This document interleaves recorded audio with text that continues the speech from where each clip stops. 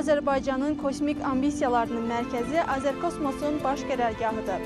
2010-cu ildə təsis edilən Azərkosmos Cənubi Qafqaz regionunda yeganə peyk operatorudur.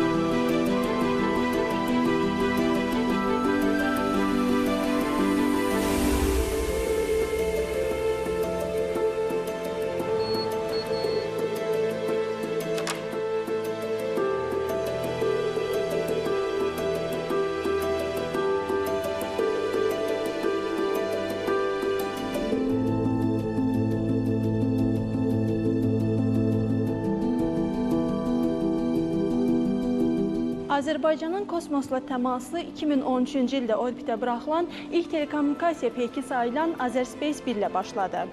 Bu tarixi addım ölkəmizin beynəlxalq arenada kosmik sənayeyə daxil olmasının rəmzi idi.